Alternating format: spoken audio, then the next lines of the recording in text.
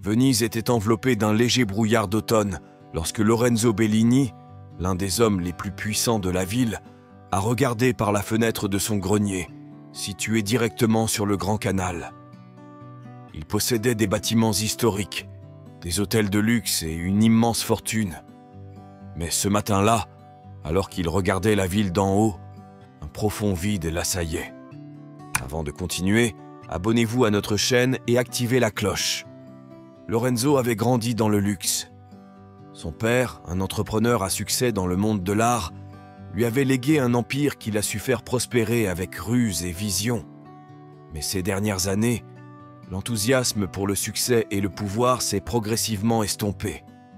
Les soirées exclusives, les vacances dans les plus beaux endroits du monde, les voitures de luxe, tout cela ne lui procurait plus de joie. Il se sentait rassasié. Les gens autour de lui l'admiraient pour ce qu'il représentait, mais personne ne connaissait vraiment l'homme derrière le nom de Bellini. Lorenzo était passé maître dans l'art de masquer son mal-être. Ces relations, surtout amoureuses, avaient été un échec. Les femmes le recherchaient pour son argent, pour sa position sociale, jamais pour qui il était réellement.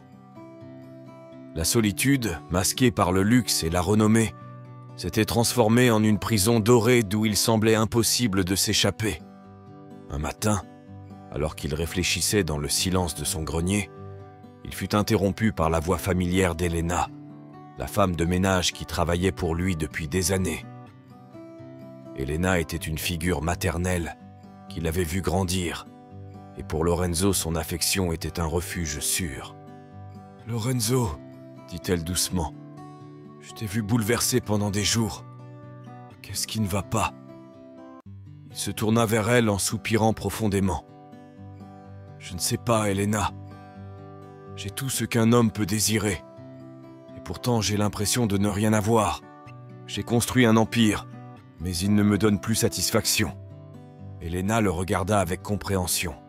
« Peut-être, dit-il sagement, c'est parce que tu t'es concentré sur les mauvaises choses. L'argent peut acheter presque tout, mais pas ce qui compte vraiment. Tu as besoin de quelque chose de plus authentique, Lorenzo. » 16 mots ont profondément touché Lorenzo, mais il ne savait toujours pas comment changer. « Que dois-je faire ?» demanda-t-il d'un ton désespéré. « Dépouille-toi de tout ce qui te définit comme un homme riche et puissant, lui conseilla Elena. Partez de chez vous comme n'importe quel homme, sans le poids de votre nom.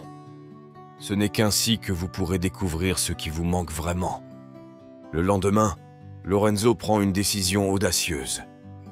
Il portait des vêtements simples, une veste en laine, un jean et des chaussures confortables.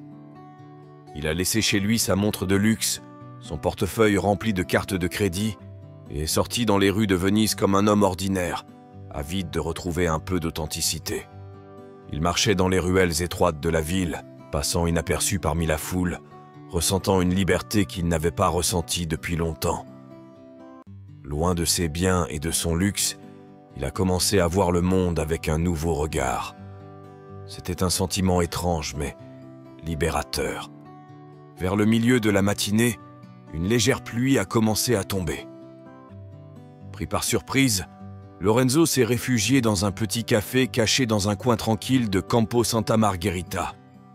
Le lieu était modeste, avec des tables en bois et une ambiance accueillante. L'odeur du café fraîchement moulu et des pâtisseries fraîchement sorties du four remplissait l'air. Il s'assit près de la fenêtre, regardant la pluie battre contre la vitre.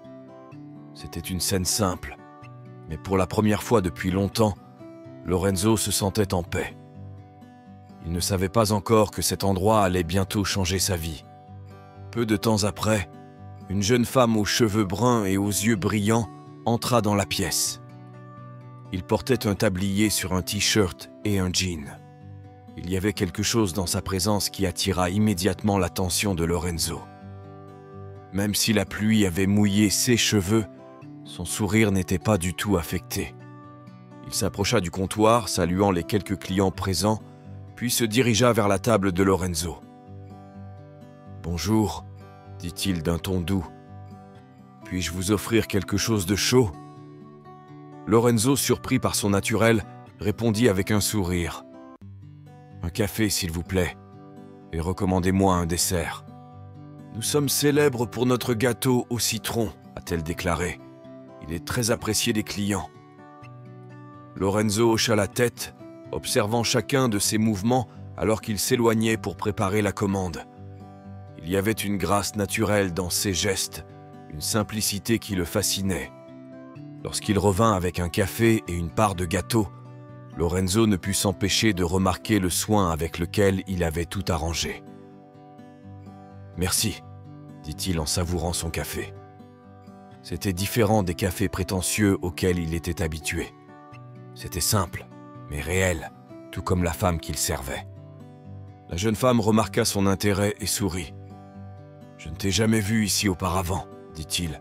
« Est-ce que c'est la première fois que tu viens ?» Lorenzo hésita un instant, puis répondit sincèrement. « Oui, je marchais sous la pluie et je me suis réfugié ici. » Elle sourit, visiblement heureuse de son compliment.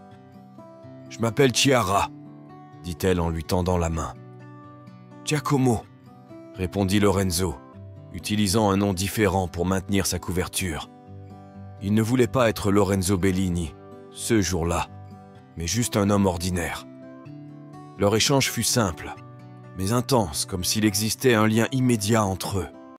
À partir de ce jour, Lorenzo retourna chaque matin dans ce petit café. Chaque rencontre avec Chiara était pour lui un refuge. Ils ont parlé de choses simples, la météo, la ville et sa vie au club. Il découvre que Chiara a un rêve, ouvrir une librairie avec un petit café, un endroit où les gens pourraient se réfugier dans le monde du livre. Lorenzo était fasciné par sa passion, par sa capacité à trouver le bonheur dans les petites choses. Pour la première fois depuis des années, il se sentait attiré par une personne pour ce qu'elle était, et non pour ce qu'elle représentait. Mais au fil du temps, le poids de sa véritable identité a commencé à se faire sentir. Chiara, pour sa part, a commencé à remarquer un mystère chez Giacomo. Il y avait quelque chose chez lui qui ne correspondait pas, une nuance qui le différenciait des autres clients. Mais elle lui faisait confiance et, avec le temps, elle espérait qu'il s'ouvrirait pleinement. Un jour, alors qu'ils étaient assis à la cafétéria, Lorenzo écouta deux clients parler de Lorenzo Bellini, le puissant entrepreneur vénitien.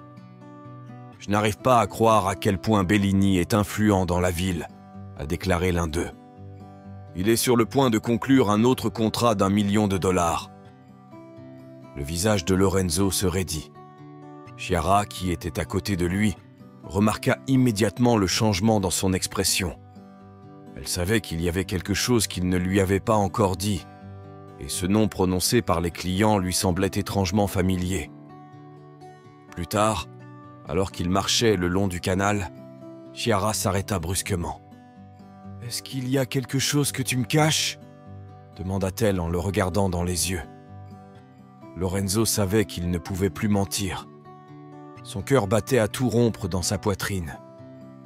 Avec une profonde inspiration, il a avoué « Je ne suis pas celui que vous pensez. Mon vrai nom est Lorenzo Bellini. » Le silence qui suivit fut terrible. Chiara le regardait avec incrédulité, essayant de comprendre le sens de ces mots. « M'as-tu menti ?»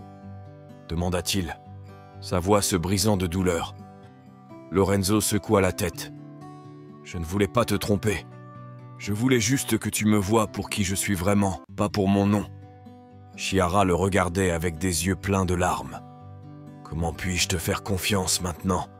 demanda-t-il avant de se retourner et de s'éloigner. Lorenzo resta là, seul, le cœur brisé, alors qu'il la regardait s'éloigner dans la nuit vénitienne, sachant qu'il l'avait peut-être perdue pour toujours. Avez-vous aimé cette histoire? Écrivez-le dans les commentaires ci-dessous. Merci d'avoir regardé la vidéo jusqu'à la fin et à la prochaine histoire.